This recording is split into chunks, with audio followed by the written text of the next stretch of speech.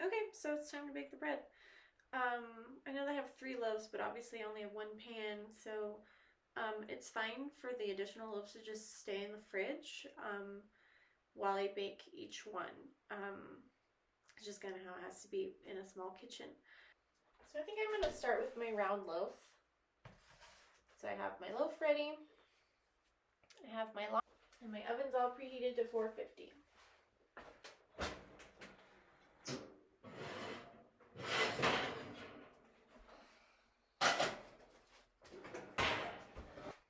I did grab my purple barley flour again. I'm just going to sprinkle a little over the top of the loaf to make sure that it's not going to stick to the cast iron at all. Okay, here we go.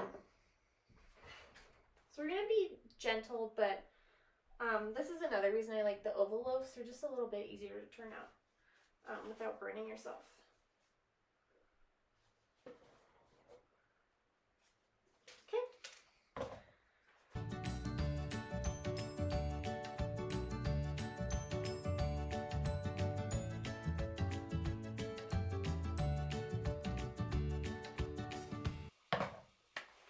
Let's debrief.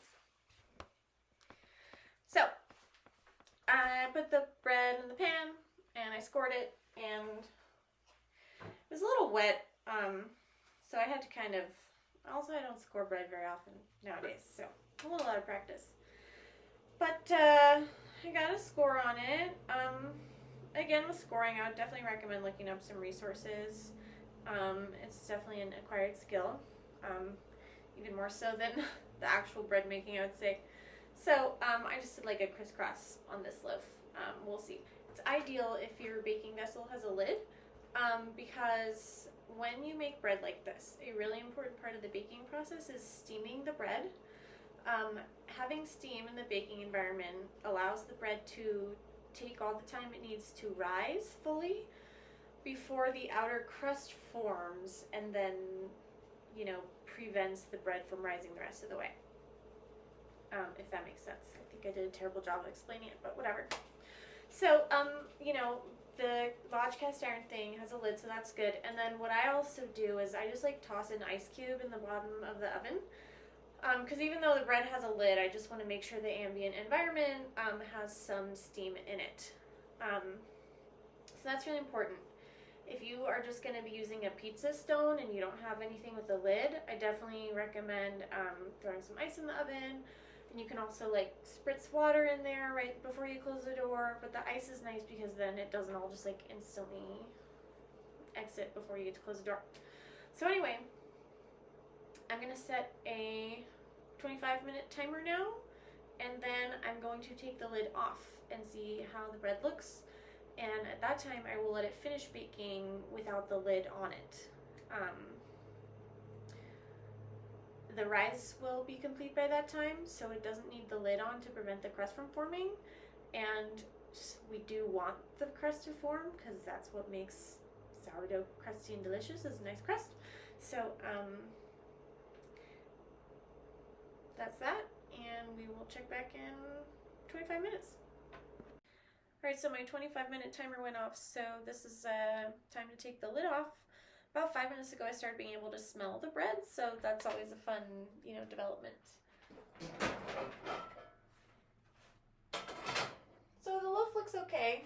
It's a little flat, but it's coming up. We'll see how it goes. So now I'm going to give it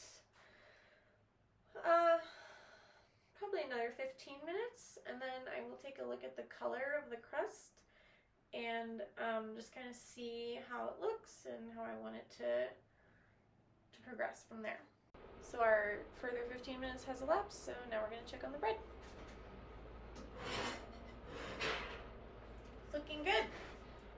Pretty nice color so far.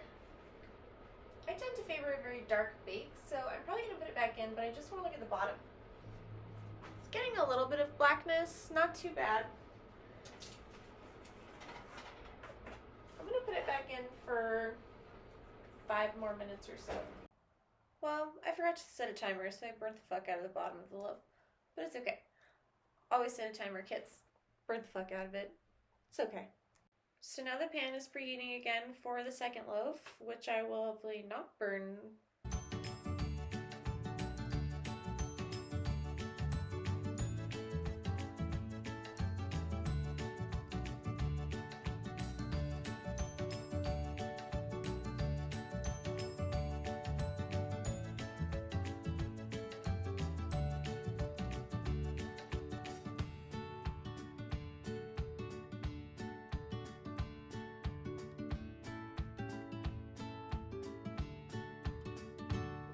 Beautiful bake. I was able to get a nice score on that one, so that's always nice. But when the bread comes out of the oven, if possible, you do want to put it on some sort of rack, so that all the moisture can continue to evaporate.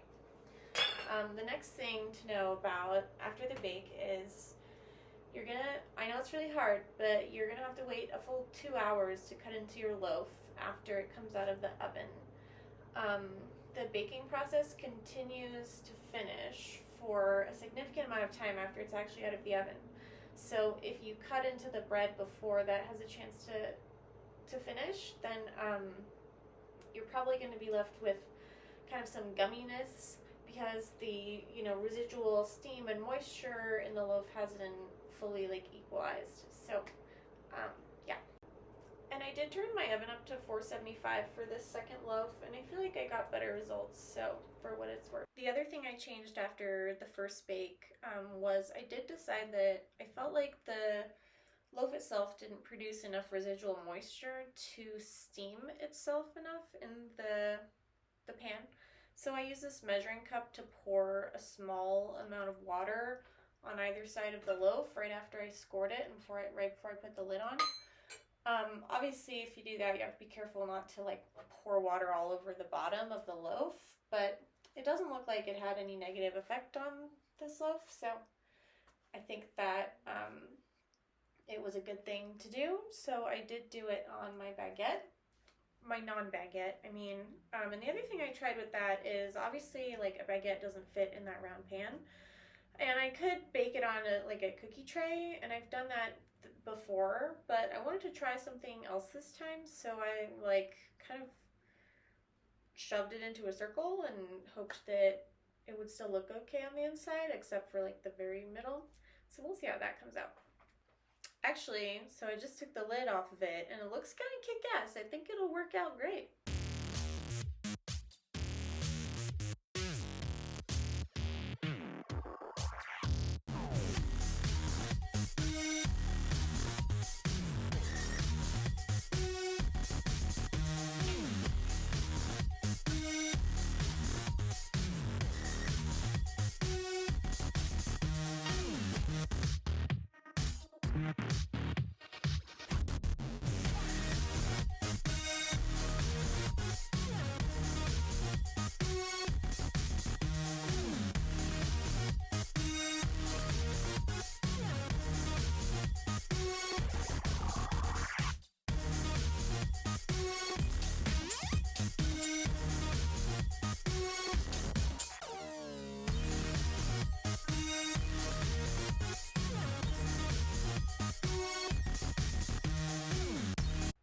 I'll take it, and in 2 hours we can see what the inside looks like. Alright, so it's been a couple hours, so you know what that means. We get to look at our bread now and see how we did.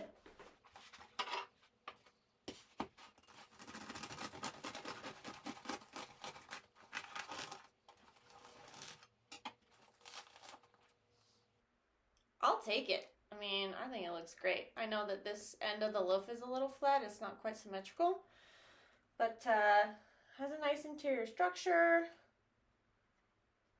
Doesn't feel quite as soft as I might like it, but I think that's just the high hydration of the dough. It feels very moist. So not bad.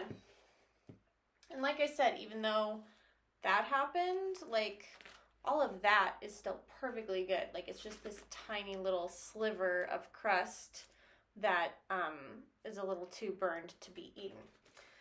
In general, though, a really dark bake is actually nice. This is even too light. just with my oven, the bottom gets colored so much faster.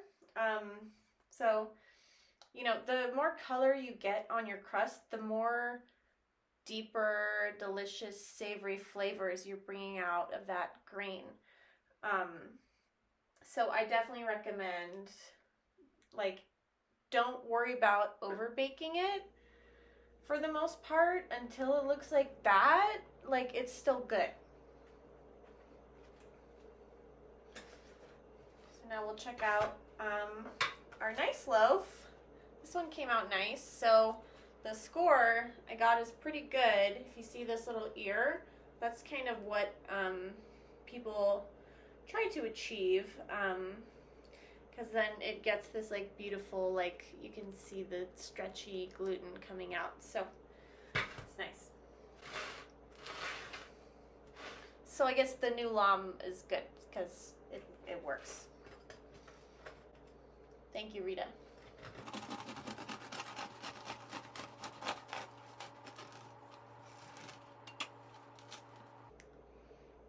Pretty good. I mean, it's not a terribly open crumb bread, but I think it's perfectly functional and delicious. Nice and soft. Really nice. I mean, you know, like I said, every batch is different. You kind of never know what you're going to get. Now this, I'm very curious to see the inside of.